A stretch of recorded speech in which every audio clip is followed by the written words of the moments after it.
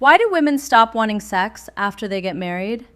It's the question nobody wants to ask out loud, and it's the question that's destroying marriages every single day. Today, we're going to talk about the real reasons, not the ones you've been fed by therapists and self-help books. The raw, uncomfortable truth about what's actually happening inside a woman's mind and body when she shuts down to intimacy. Let's get into it.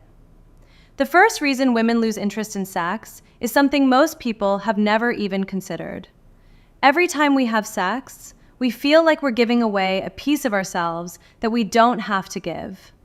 Let that sink in for a second. We feel like an object, like our husband is taking something from us, like there's this invisible well inside of us, and every time we're intimate, he's drawing from it, and we're already running on empty. And here's the thing, that feeling is real. But it's not because of him. It's not because he's demanding too much or being selfish or only thinking about one thing. It's because of us. It stems from our disconnection from ourselves, from what I call being unhappy. And I don't mean sad. I mean nobody's home. We're not in here.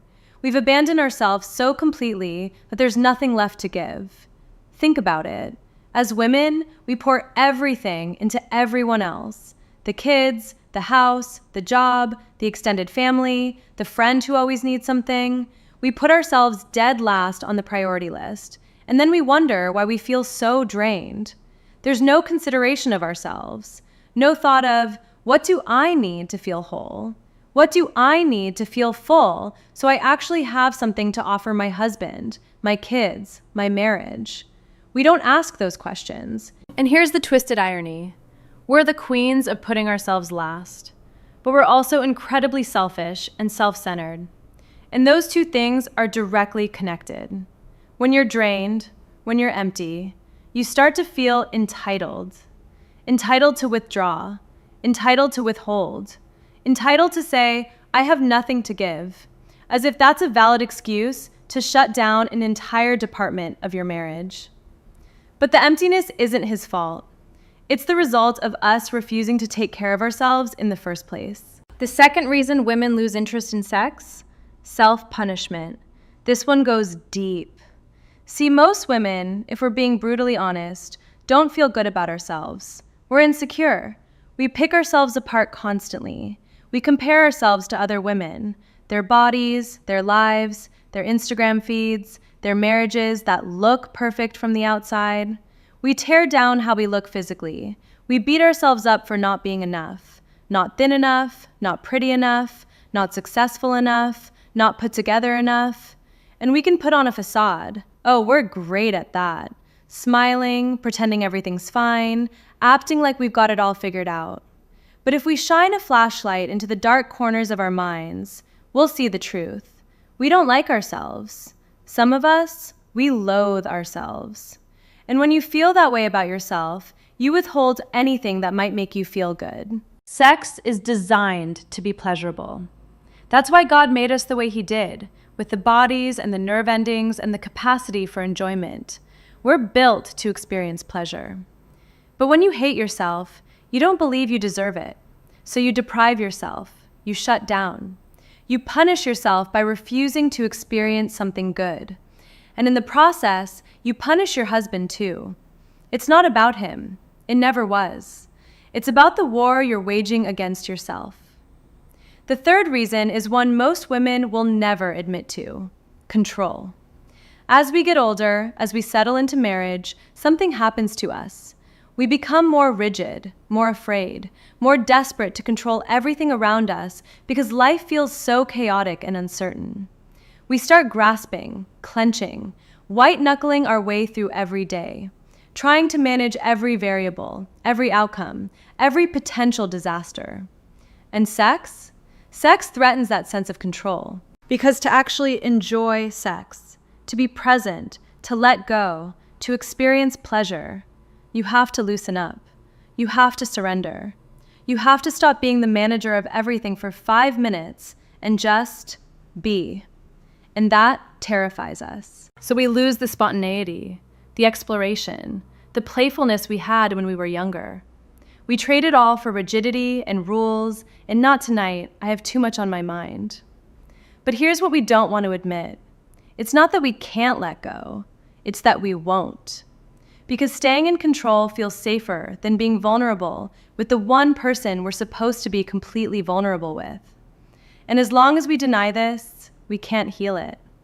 We can only heal what we're willing to expose, what we're willing to look at, what we're willing to admit is actually happening inside of us. The fourth reason women stop wanting sex: we never learned to enjoy it for ourselves in the first place. This one is going to sting. Most of us had sex for all the wrong reasons from the very beginning. We used it as a weapon, a manipulation, a tool to get something: attention, validation, a relationship, a man who would finally make us feel wanted. We had sex for him. We did what we thought we needed to do to keep him interested. We put on a show, performing what we saw in movies, what we thought men expected, what we thought would make us desirable. And in all of that performing, we never once stopped to ask, what do I actually like? We don't know our own bodies. We're scared to explore. We've made sex this big, overwhelming, complicated thing instead of what it actually is, a physical experience we're designed to enjoy. Men understand this. For them, sex is simple. It's physical. It's pleasurable. It's something the body was made to do and enjoy. But we've made it emotional. We've made it about love and relationships and deeper meaning. We've convinced ourselves that sex equals commitment, that it equals being valued, that it has to mean something profound every single time. And then we buy into all the myths society feeds us, that we're like ovens that need to be preheated, that we need extensive foreplay, that we have to reach orgasm every time or it doesn't count, that our husbands need to do all this work to get us in the mood. Honestly, a lot of that is nonsense. When you actually know yourself, when you've done the work to understand what you like and what you don't, it becomes so much simpler. The complicated production we think we need, most of us don't actually need it. We just think we do because that's what we've been told, but we've never bothered to find out for ourselves. And good men, all they want is for you to be yourself, to know what you enjoy, to be present and authentic instead of performing some version of sexuality you think you're supposed to embody. And now we get to the big one, the fifth reason, and this is the core issue, why women lose interest in sex after marriage. We have weakened our husbands to the point of no longer being attracted to them. Let me say that again. We have weakened our husbands to the point where we are no longer attracted to them. This isn't something that happened to us. This is something we did. Here's how it works. We emasculate our husbands, slowly, systematically, often without even realizing it. We shame them. We make them wrong, constantly. We nitpick everything they do. We criticize how they load the dishwasher, how they fold the laundry, how they discipline the kids, how they drive, how they breathe. We send them the message over and over and over that they are not good enough, that nothing they do is right, that they need to change, to improve, to be different than who they are. We treat them like children. We talk down to them. We roll our eyes. We sigh when they speak. We dismiss their ideas and override their decisions. And then we wonder why we don't want to sleep with them anymore. Of course we're not attracted to them. We've stripped them of their masculinity. We've turned strong men into shells. We've beaten them down until there's nothing left to desire. And here's the word that comes up more than any other when I talk to women who've done this to their husbands: repulsed. They say they feel repulsed by their husbands. They find them repulsive. And they think it's his fault. They think there's something wrong with him. They don't see that they created this. They emasculated him into someone they could never be attracted to, and then blamed him for her lack of desire.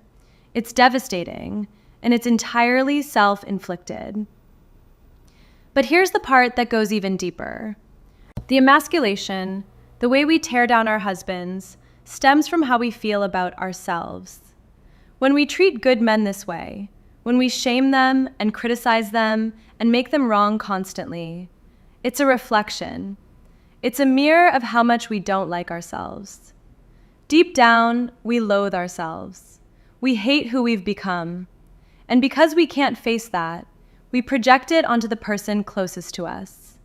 We're repulsed by ourselves, and we take it out on him. We don't have the context to see this. We're not taught to look inward and take responsibility.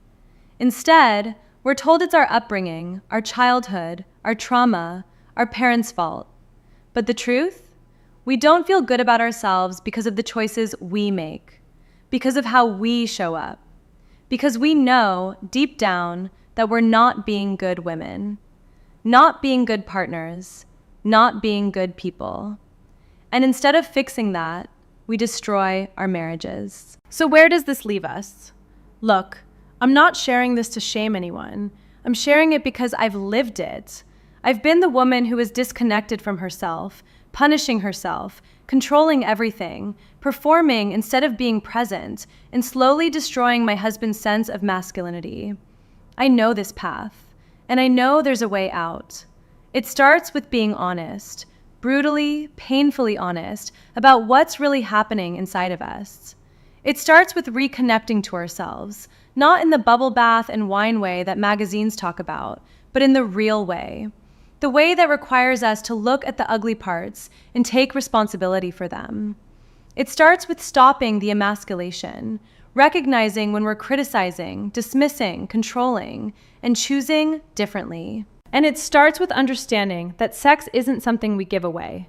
It's not something he takes from us. It's something we get to enjoy when we do the work to become the kind of woman who's capable of enjoying it. The marriage you want is possible, but it requires you to change, not him, you. Thank you for being here today.